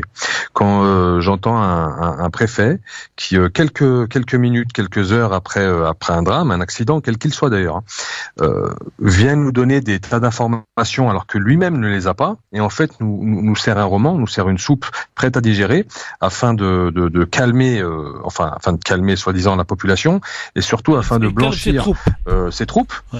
Ça me gêne particulièrement. Lorsque Castaner en fait de même à la télévision, à la préfecture de police de Paris il n'y a aussi. jamais eu de mort, il n'y a pas de violence policière, et le plus naturellement du monde, par simple esprit de corps, pour pouvoir garder sous sa coupe les policiers de France et de Navarre, ça me dérange. Moi, je suis quelqu'un qui est de tout cœur, fondamentalement, moi, la fonction policière est une fonction que je respecte au plus haut point. Parce que sans police, il ne peut pas y avoir de société. Que les choses soient claires. L'être humain n'est pas sympathique par nature, enfin pas forcément, pas que. Vous êtes pas rousseilliste, vous, hein? Comment? Vous êtes pas rousseauiste, vous êtes pas pour Rousseau. Non, pas tout à fait. Pas tout à fait. Disons que il a certaines limites comme tout à chacun. Et justement, c'est ces fameuses limites qui font qu'on a besoin d'une police. Et moi, sur tout un tas de sujets, je suis entièrement d'accord avec la police. Simplement, il faut que la police soit exemplaire. Un policier ne doit pas se comporter comme un simple citoyen. Lorsque il enlève son badge, il fait ce qu'il veut. Mais lorsqu'il porte l'uniforme, lorsqu'il porte son badge, il doit être sous la coupe du citoyen, enfin sous la coupe de la population française, et il doit répondre de ses actes et de ses dires. Et on a tout un tas de vidéos, c'est consultable sur YouTube, il y a des centaines et des centaines de vidéos de violences policières gratuites. Je dis bien gratuite, je ne parle pas des cas de violence policière où il y a de la bagarre, ça se castagne. Là, ils sont dans leur rôle, hein. Les CRS, on les emploie pas généralement pour résoudre des enquêtes, hein. Les choses sont bien claires. Mais quand ils s'en prennent à des gens qui ont les bras levés et qu'ils tapent à plusieurs reprises dans les jambes, dans la tête, dans le dos avec des tonfas, je suis désolé. Là, c'est pas normal qu'il n'y ait pas quelqu'un au gouvernement ou dans la hiérarchie qui dise clairement, écoutez, les dépassements, nous allons nous en occuper. Les brebis galeuses, nous allons les hésiter et elles seront jugées pour ce qu'elles ont fait. Je pense que ça ne rendrait que le travail de la police meilleur, l'image de la police meilleure, et ça permettra à nous autres citoyens de se dire, ben voilà, on a des policiers, on a une police qui va taper de manière ciblée, qui va taper fort quand il le faut, mais en tant que citoyen, si vous n'avez rien à vous reprocher, vous ne serez pas inquiété. Et c'est ça qu'on attend. Bon, alors très bien, on va filer un petit tour du côté de l'autre côté de la Méditerranée. Juste une petite précision. Je tiens à rappeler que le président de la République, pendant son allocution, a fait référence aux policiers morts à la préfecture de police. Oui. Et il l'a fait de manière assez sournoise. Il a oublié de dire que c'était un type qui a pété des plombs et qui a tué des gens. Ça faisait partie de la pénibilité du travail de la loi retraite. C'est dur. Voilà. Parce qu'il a pas cité le fait que c'était un terroriste d'après les premières. Ni l'un ni l'autre. Donc il est passé du statut de terroriste à celui de martyr. Même pas. Il a dit il y a un fait qu'il va falloir condamner, mais sans savoir si le mec est terroriste ou si la victime est devenue tortionnaire. Vous allez dans un terrain glissant, il est temps qu'on change, messieurs. Alors on va filer au Maroc, tiens. Pour vous parler de quoi, Omar Hadi, qui a été arrêté. Oui. Il a été arrêté pourquoi? Pour un tweet publié en avril dans lequel il fit sujet un magistrat qui s'en prenait à des membres du Hirak, parce que le Hirak aussi existe au Maroc, un mouvement de contestation. Il a même commencé avant l'Algérie. Exactement. C'est pour vexer personne. Non, mais c'est l'histoire. Tout à fait vrai en plus. Il a agité ce mouvement. Oui. Il a agité le nord Algérie, du Maroc en 2016 et 2017. Oui. Alors on rappelle que certains membres de Hirak. Oui, le Hirak, c'est la traduction de mouvement, nous dit Chebaki. C'est mouvement social, le Hirak. Voilà. Alors, justement, ce Hirak au Maroc, il y a eu des peines absolument gravissimes. Hein, il va jusqu'à 20 ans. Des condamnations jusqu'à 20 ans de prison. Et il avait écrit, ni oubli ni pardon avec ses fonctionnaires sans dignité, avait-il écrit, qualifiant le juge de gourou. Son procès a débuté le jour même de son arrestation. Ça, c'est la petite de la France, parce qu'en France, il y a une règle qui dit il ne faut pas donner d'opinion sur les jugements. Ouais. Et le Maroc, la Tunisie, l'Algérie, ils ont fait du copier-coller, sauf que les Français, ils ont trouvé les moyens de critiquer sans critiquer, et au Maghreb, les gens critiquent directement brut de béton. Alors donc, son procès a débuté le jour même de son arrestation. L'affaire a suscité une vague d'indignation dans le royaume. Des centaines de personnes ont manifesté samedi pour appeler à sa libération et à l'abandon des charges. Dans une tribune lundi, dans le journal Le Monde, un collectif de journalistes intellectuels penseurs artistes a dénoncé son emprisonnement pour un tweet dénonçant l'injustice de la justice, qui met en lumière des manquements graves à la liberté de presse et d'opinion au Maroc. Omar Hadi a collaboré avec plusieurs médias marocains et internationaux, publié des enquêtes remarquées sur l'économie de rente ou les collisions entre pouvoir et argent. Dans celle de 2016, où il démontre comment des proches du roi achètent les terrains fonciers à prix pas cher. Et il a couvert plus récemment aussi des nombreux mouvements de contestation ayant agité des régions marginalisées du royaume. Voilà. Human Rights Watch a critiqué samedi l'arrestation de Monsieur Hadi et dénoncé une atmosphère de plus en plus suffocante pour les journalistes dissidents et artistes marocains qui prennent la parole sur les réseaux sociaux.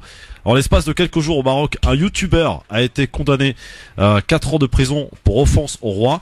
Un lycéen a écopé de 3 ans de prison pour une publication sur Facebook, et un militant a été placé en détention pour une publication sur les réseaux sociaux. Un nouveau code de la presse ne prévoyant plus de peine de prison est entré en vigueur en 2016 au Maroc, mais les journalistes continuent d'être poursuivis sur le code pénal, tout comme des internautes pour des écrits sur les réseaux sociaux. Voilà ce qui se passe au Maroc. D'où cette question aujourd'hui, la liberté d'expression est-elle en danger au Maroc aujourd'hui? C'est la question que je vous pose ouvertement, messieurs. Je rajoute juste un petit mot, cher Christophe, c'est que le journaliste marocain a été arrêté juste à son retour d'un reportage en Algérie. Il était en Algérie pour couvrir les élections donc présidentielles, l'élection de M. Tebboune. Alors, point d'interrogation, y a-t-il un lien de cause à effet? Parce que le tweet, lui, date de février et on l'arrête le lendemain de son retour d'Algérie. Voilà. Est-ce pas peut-être que c'est un message aux journalistes marocains pour dire faut pas aller de l'autre côté de la frontière? La liberté d'expression au Maroc, mon cher Mehdi. Ouais, ben t'as dit en fait, est-ce que la liberté d'expression au Maroc est en danger? Pour être en danger, il eût fallu qu'elle était en sécurité pour pouvoir être en danger. Donc est-ce que finalement non mais c'est vrai, est-ce que finalement la situation marocaine de la liberté d'expression est meilleure ou est moins bonne qu'autrefois? Je pense que c'est ça la vraie question qu'il faut se poser. Alors, est-ce que tu as la réponse? Selon moi, c'est simple, en dehors de quelques sujets régaliens, elle est meilleure. Au Maroc, il y a des lignes rouges comme dans tous les pays. En France, il y a des lignes rouges. La ligne rouge, c'est le roi. Maroc. On touche pas au roi. La ligne rouge au Maroc, on touche pas au roi. Ben, c'est les sujets régaliens au sens, pour le coup, vraiment latin du terme, régalien, qui est royal, quoi, grosso modo. Il y a certains sujets, voilà, qui sont intouchables, mais c'est un peu pareil dans tous les pays. Ça existe dans tous les pays, ça existe en France, ça existe en Algérie, il y a certains sujets qui sont intouchables, ou tout du moins, lorsqu'on les touche, on s'expose à des mesures de rétorsion de la part de l'État.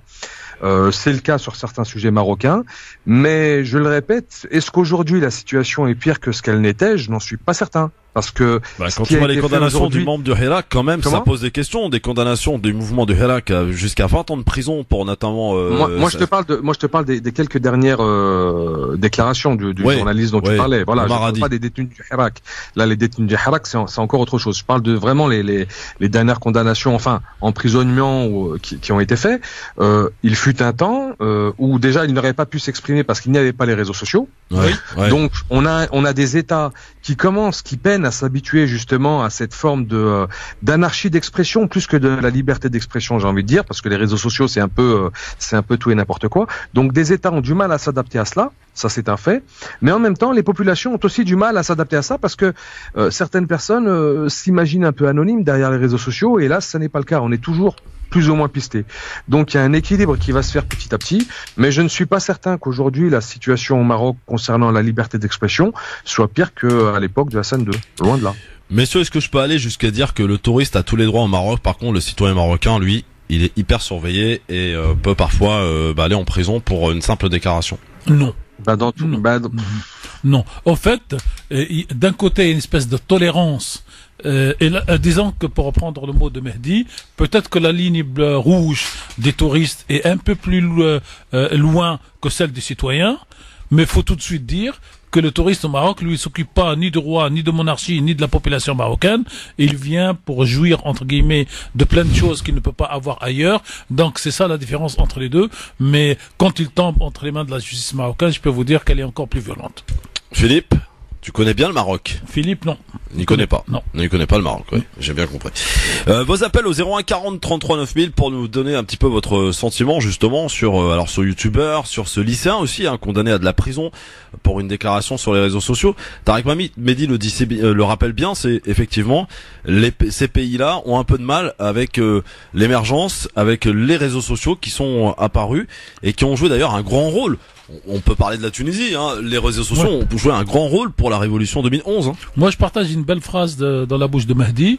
En fait, on est passé de la non-liberté d'expression à l'anarchie de l'expression à travers les réseaux sociaux. Et les réseaux sociaux, pour moi, commettent plus de dégâts que de réussite. C'est-à-dire, c'est un instrument qui est venu au départ pour donner de l'égalité entre citoyens dans ce modèle d'expression, sauf que tout le monde n'ayant pas ni les mêmes compétences, ni la même éthique, ni la même formation, beaucoup un peu utilisent les réseaux sociaux pour promouvoir des idées, l'égalité, la tolérance, et l'immense majorité utilise les réseaux sociaux pour le contraire. Et j'aime vous répéter donc la phrase de Monsieur Umberto, l'italien, l'écrivain, celui qui a écrit le livre puis le film Au nom de la rose. Eco. Oui, le nom de la rose, qui dit avant, dans le bar, il y avait un type qui rentrait, qui prenait 2 verres de rouge et qui commençait à partir dans tous les sens. Et il y a toujours un sage au fond du bar qui lui demande de se taire. Le drame des réseaux sociaux, c'est que le sage a disparu et ceux qui boivent et parlent se sont multipliés. Oui, alors effectivement, ça pose des questions. Effectivement, d'ailleurs, en ces France, réseaux sociaux, aujourd'hui, est-ce que ça nécessite d'emprisonner les gens parce que effectivement, tu vas faire une déclaration qui va un petit mais peu... aujourd'hui, Christophe, en France, nous avons une loi, une discussion au Parlement et qui va rentrer dans la loi audiovisuelle sur le fake news. Ouais. Et c'est une loi quelque part liberticide parce que l'État est en panique devant ces libertés d'expression et sait pas comment les contrôler, donc on va la passer par la rigueur de la loi. Peut-être qu'il y aura pas de prison avec cette loi en France, mais il y aura forcément des amendes et des interdictions d'avoir des comptes RS. Pourquoi tu te barres lorsqu'on parle du Maroc, mon cher Philippe? Qu'est-ce qui se passe?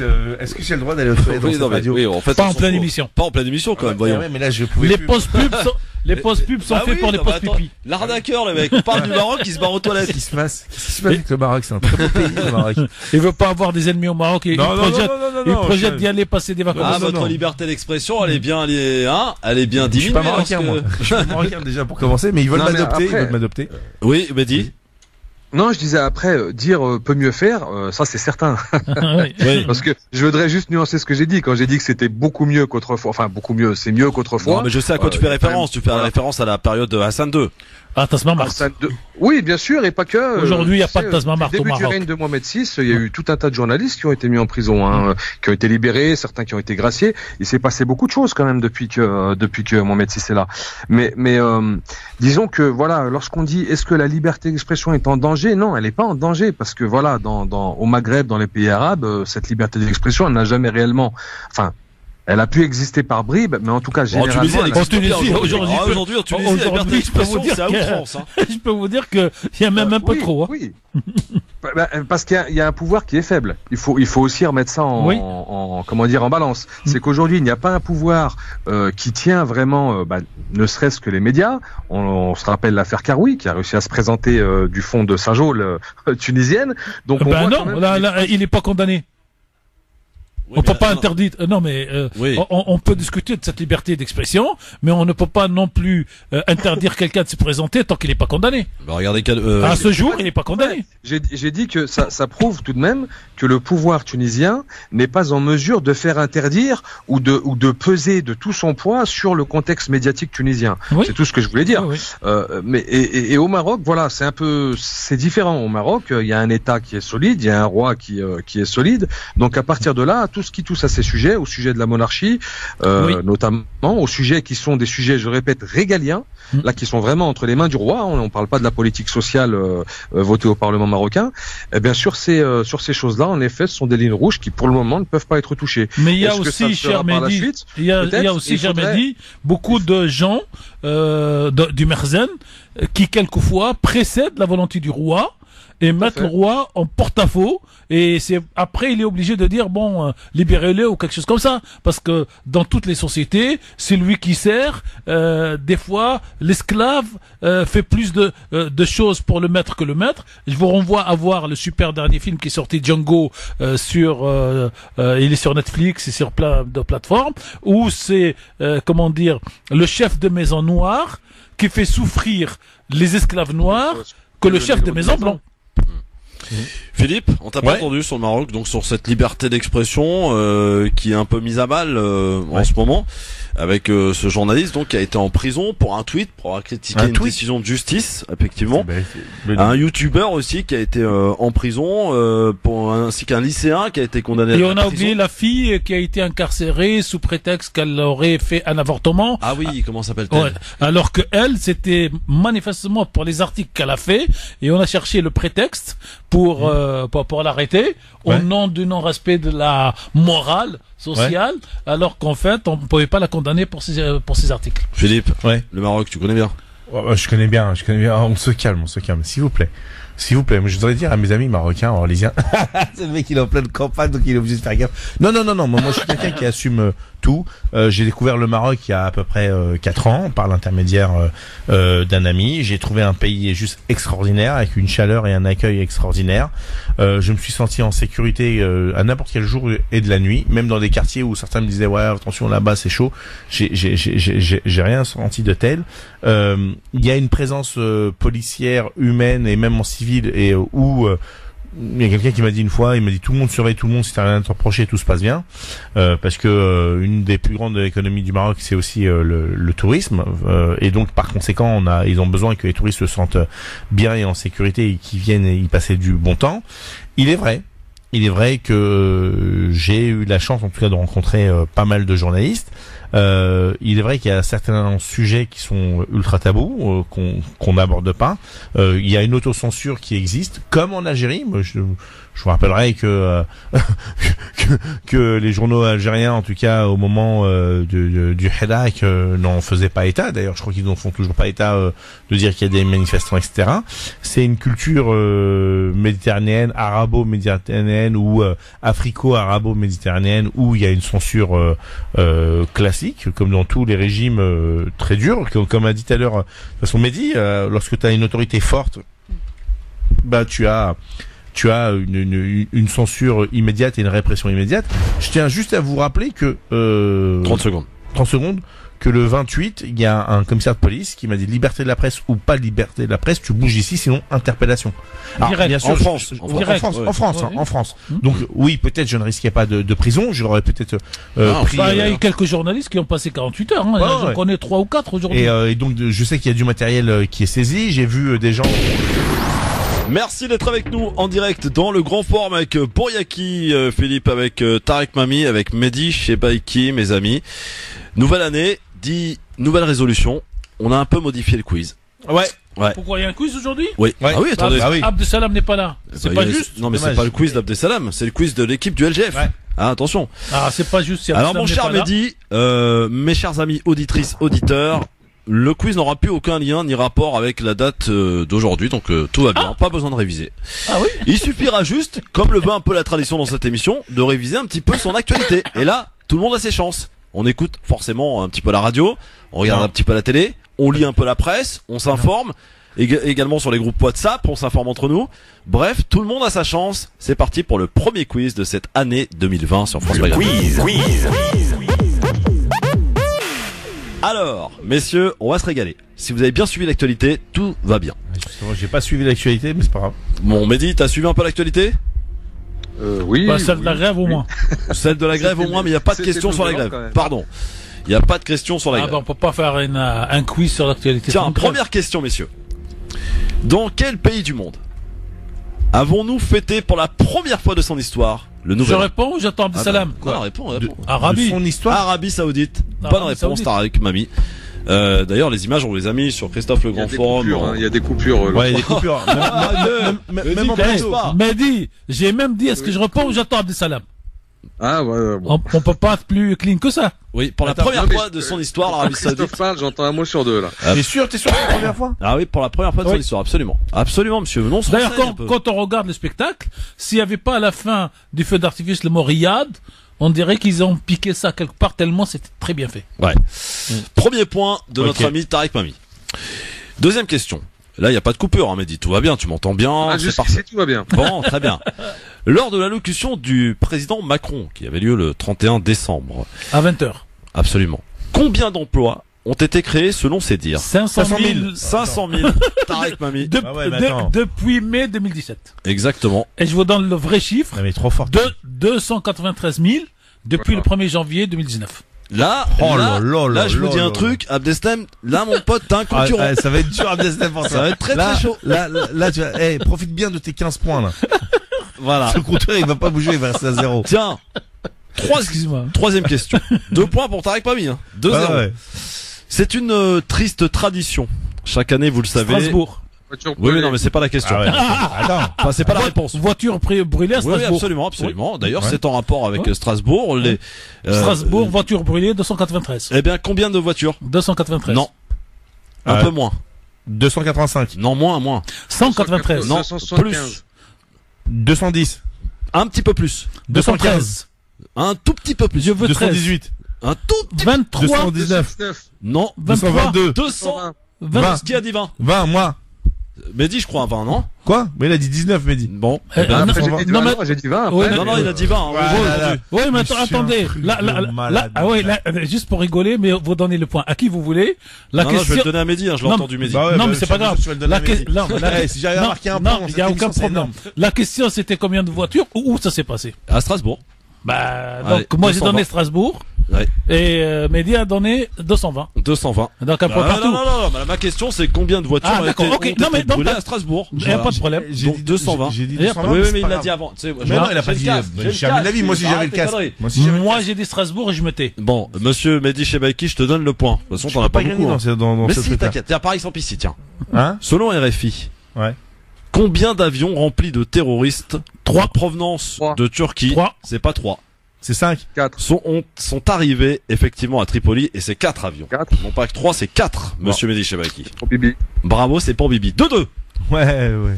2. Ah, ça, là je on suis- parle d'actualité, c'est plus difficile. Mais hein. j'ai pas suivi l'actualité, ça fait 3 jours que j'ai Ah, tiens. pas d'internet. Free. J'ai rien compris. Voilà, bah t'as rien compris. Bon tiens, celle-là les cadeaux aussi. Royaume-Uni. Ouais. Après sa victoire électorale, le Boris Premier Johnson. ministre, Oui. c'était la question. Comment Boris Johnson. s'appelle le Premier ministre Boris anglais? Johnson. Boris. Attends, Deslam sort de ce corps. Ah bah attendez. Donc après sa victoire électorale, le Premier ministre effectivement Boris Johnson. Non, il est incroyable. Fixe la sortie au 30 Il est janvier 2020. Oui, de il a Brexit. profité d'ailleurs pour annoncer le salaire minimum, une forte hausse du salaire minimum. Alors, non, il est de 15 en France et de 30 là-bas. Il y a 15 centimes de différence. La question. Comment s'appelle le Premier ministre Boris anglais? Johnson. Boris Johnson est la bonne Non, réponse. mais là, faut arrêter, là. Comment ça, faut arrêter? Tiens. Non, mais on est sur France Maghreb 2 ou pas, là? Oui, absolument. Bah ouais. Pourquoi? Un peu de niveau, s'il te plaît, Christophe. 3-2 Bien sûr. pour Tarek Mami. Tiens, la dernière question pour au moins Fifi qui puisse marquer son petit point. Le PDG de quelle entreprise? Carlos algérienne? Ghosn. Non. Brab a été éliminé. Je peux répondre. Non, c'est pas Arabrab.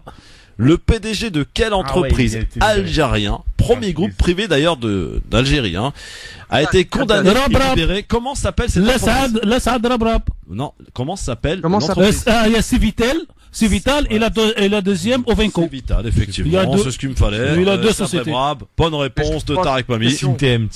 Je suis interdit d'actualité, moi. Il a été, Ouais, mais c'est trop facile. Moi, je dois être interdit vraies d'actualité. il a été condamné, rappelons, pour infraction fiscale, bancaire et douanière. Condamnation Ça en fait combien, là? 18 Ça fait quoi, mois dans 8 4-2, fermes. ça fait Et il a passé plus. 4-2 pour Tarek Mami. Non, mais Quelle pourquoi belle 4-2? victoire, quoi. Non, mais c'est pas 4-2. 4-2. Ah oui, c'est pas Ah, bah, si, 3-1. Mehdi. Non, 4-2. Mehdi, il a marqué 2 points quand même, hein. Ah, Voilà. d'accord. Et- C'est Fanny. Voilà. Fanny. Bah, Bon, bravo, mon Mehdi, malgré le décalage, bravo, t'as quand même réussi à garder tes 2 points. Moi, j'ai le droit de m'interdire d'actualité. Ah bah Je non, reconnais. vous avez le droit de jouer et de gagner, mon cher Tarek. Non, mais là, il Vous va allez gagner, tout il rafler, va là. gagner. Voilà, vous allez Non, tout faut pas faire l'actualité, il faut faire Ah un bah quiz si, on général. fait l'actualité, c'est très Mais non, bien. mais attends, je regarde pas l'actualité, je regarde que France Maghreb 2. Et ben comme ça on apprend aussi, il y a des petites choses qui nous ont échappé, tu vois, et qu'on peut réviser dans ce quiz du LGF. Nouvelle mouture pour cette année 2020. Merci beaucoup mon on voit Mehdi le faillot, Chebaiki. C'est à toi. merci à Abdeslam, tous quand nos est-ce que tu viens? Ah, Abdeslam il va se planquer là, j'ai l'impression. Là, il va être malade. Ouais, merci mon Mehdi, et tu dis à tes copains qu'ils arrêtent un petit peu le bazar? Faut continuer. T'inquiète pas, je vais leur dire de continuer de ta part. Merci Mehdi, c'est sympa. Merci mon Bouriaki. Merci à C'est la vous. première fois que tu fais 0 à un quiz. Ouais, Fanny. Ouais. Bon, Première fois. ben ça veut dire que ça présage une belle victoire au municipal. Ah, bah Voilà. d'accord, je marque 0 à tous les coups alors. C'est heureux en jeu, malheureux en amour. Enfin, une belle on victoire comprend, et je vais te dire que si on gagne, Ouais. ouais, ça sera une très belle victoire parce qu'on les a tous en face de nous. Hein. Ouais. Donc L'extrême droite et là, l'extrême tu- gauche. Hein. Là tu peux aller à la présidentielle, hein, juste derrière. Direct. Ouais. si je suis Hubert Dorly, 2022. tout de suite après. Voilà, absolument. Cumul des mandats, tout ça. Ouais, Ah, on s'en fiche, évidemment. Tarek Mami à demain et on fera une page spéciale demain parce qu'il est vraiment très important qu'on Oui. parle de ce qui se passe en Libye. Ouais, on vient. Parce que ça peut avoir des conséquences au-delà de la Libye, pour la bah, région de l'Afrique il y a du même Nord. le ministre de l'Intérieur libyen qui a dit une phrase terrible, que si Tripoli tombe, c'est Tunis et Alger qui tombent derrière. Ouais, et ça peut même avoir des conséquences pour la France et même au-delà des pays, quoi. C'est terrible ce qui est en train de se passer. Et les Turcs qui jouent un jeu trouble là-bas. Bien sûr, merci BHL, merci Sarkozy. Merci la volonté de gagner des élections avec l'argent des dictateurs étrangers. Tout ça est dans ça. Et la France qui nous donne toujours l'impression de donneur de leçons, qui vient de lâcher le CFA pour en faire un écho, mais au fond ça ne changera pas grand-chose. On a compris, comme disait le général. Moi, je vous ai compris. Merci, messieurs, dames. Rendez-vous demain à 16h sur France 2 avec Farid Top Samani, Tariq Pami. 18h01 dans un instant. Medjed. Il a couché à la radio, Medjed, tout au long des fêtes. Ah ouais. Dans un instant, juste après le journal. Bonsoir. Bonsoir à tous. Les titres de l'actualité ce soir. De nouveaux éléments dans l'affaire Carlos Ghosn en fuite au Liban. Depuis lundi, Interpol s'en mêle, mais ça ne changera pas grand-chose. On vous expliquera tout dès le début de ce journal. En France, le gouvernement hausse le ton. La CGT menace de bloquer l'ensemble des raffineries la semaine prochaine. Une action jugée illégale au sommet de l'État. Un bras de fer qui donne le ton à quelques jours de la rentrée sociale. Et puis l'Australie suffoque. Les incendies continuent de ravager le pays et on craint le pire avec l'arrivée d'une nouvelle vague de chaleur. Des villes entières sont en cours d'évacuation. Nouvel épisode donc dans l'affaire Carlos Ghosn. Le Liban a reçu d'Interpol une demande d'arrestation visant l'ex-patron de Renault-Nissan. Carlos Ghosn, qui on le rappelle a quitté le Japon pour se réfugier au Liban alors qu'il devait être jugé pour des soupçons de malversation financière. Et Interpol a donc envoyé une notice rouge, notice qui concerne les fugitifs recherchés dans le cadre de poursuites. Mais Elsa Ruot, il est très peu probable que Carlos Ghosn soit renvoyé vers le Japon. Oui, tout d'abord parce qu'Interpol n'a pas ce pouvoir. Cette organisation internationale n'émet pas de mandat d'arrêt et ne peut déclencher ni enquête, ni poursuite, ni arrestation. Elle peut simplement émettre de simples avis de recherche internationaux, avis que les autorités locales sont libres de ne pas suivre. Carlos Ghosn, qui est également protégé par le droit libanais, il ne permet pas en effet aux autorités de livrer un de ses ressortissants à un pays étranger. Le ministre libanais des Affaires étrangères avait également rappelé qu'il n'existait pas d'accord de coopération judiciaire ou d'extradition avec le Japon. De son côté, la Sûreté générale libanaise avait assuré que rien n'imposait l'adoption de procédures à l'encontre de Carlos Ghosn. Et dans cette affaire, ce soir, Carlos Ghosn publie un communiqué. Il rejette les allégations selon lesquelles il aurait été aidé dans sa fuite par ses proches. Il assure avoir organisé seul son départ. Le gouvernement se prépare à une rentrée sociale très compliquée, d'après des informations de BFM TV. Édouard Philippe, le Premier ministre, reçoit demain à Matignon plusieurs de ses ministres. Objectif, faire le point sur la situation dans les transports publics et dans les négociations, alors qu'à la SNCF, on se prépare à un 30e jour de mobilisation contre la réforme des retraites. Pour la journée de demain, comptez 2 TGV sur 3, 2 Transiliens sur 5 et 1 TER sur 2. Et les syndicats cherchent de nouveaux moyens de pression contre la réforme des retraites. La fédération CGT de la chimie a appelé à un blocage de toutes les installations pétrolières pendant 96 heures du 7 au 10 janvier prochain. Les détails avec vous, Boris Karlamov. Un blocage total, voilà ce que prévoit la CGT pour les 8 raffineries françaises. Certaines d'entre elles subissent déjà des blocages depuis plusieurs semaines, à l'image de la raffinerie de Grand-Puy en Seine-et-Marne, où la reconduction de la grève sur le site a été votée jusqu'au 6 janvier. Aujourd'hui déjà, près de 150 personnes se sont rassemblées devant l'entrée du site de production Total à Donge, sans pour autant perturber le fonctionnement. L'objectif de ce blocage généralisé à venir est de faire en sorte qu'aucun produit ne sorte de nulle part pendant 96 heures. Un nouveau moyen d'action qui a de quoi irriter le gouvernement. La secrétaire d'État à l'économie Agnès Pannier-Runacher a jugé ce matin que cette action était illégale et qu'elle n'était destinée qu'à faire paniquer les Français. Un juge belge suspend la procédure de remise à Madrid de Carles Puigdemont. Il estime que le responsable indépendantiste catalan bénéficie d'une immunité en tant qu'eurodéputé. L'Espagne a lancé un mandat d'arrêt international contre Carles Puigdemont pour rébellion. Principal acteur de la tentative de sécession de 2017, il a fui en Belgique pour échapper aux poursuites. Les flammes continuent de ravager l'Australie. Certains feux sont devenus incontrôlables, notamment dans le sud-est du pays. Et le pire serait encore à venir. La météo doit se dégrader samedi avec un nouveau pic de chaleur qui risque de favoriser les incendies. Et Clémence Lobary, c'est une véritable course contre la montre qui se joue pour évacuer des dizaines de milliers d'habitants et de touristes menacés par les flammes. Et oui, les autorités organisent la plus importante évacuation d'urgence jamais organisée dans le pays. Les pompiers ont ainsi demandé à la population de quitter les lieux dans une zone côtière de 200 km de long. Déjà en début de semaine, de nombreux touristes ont passé 2 nuits isolés isolés dans des zones privées d'électricité et de communication. Les autorités ont toutefois réussi à sécuriser quelques routes pour leur permettre de partir. Des navires et des avions militaires ont également été déployés, ainsi que des personnels d'urgence pour convoyer de l'aide humanitaire. À noter tout de même que les autorités n'ont pas encore pu entrer en contact avec tous les habitants des régions rurales les plus isolées. Et au moins 18 personnes sont décédées depuis le début de la saison des feux. En septembre, ce bilan humain pourrait encore s'alourdir, 17 personnes étant portées disparues. Le foot a un nouvel entraîneur pour le Paris FC. René Girard vient tout juste d'être nommé. L'ancien entraîneur du Nîmes Olympique et de Montpellier notamment reprend donc du service après être resté plus d'1 an sans affectation. Et puis les soldes ont déjà commencé dans certains départements frontaliers de l'Est de la France. Pour le reste de la métropole, le coup d'envoi sera donné mercredi prochain. Des soldes de nouvelles formules qui ne dureront plus 6 semaines, mais 4. Voilà pour l'actualité. Passez une belle soirée. France Maghreb 2, France Maghreb 2. France Maghreb 2, service, info, musique, divertissement. France Maghreb 2. France Maghreb.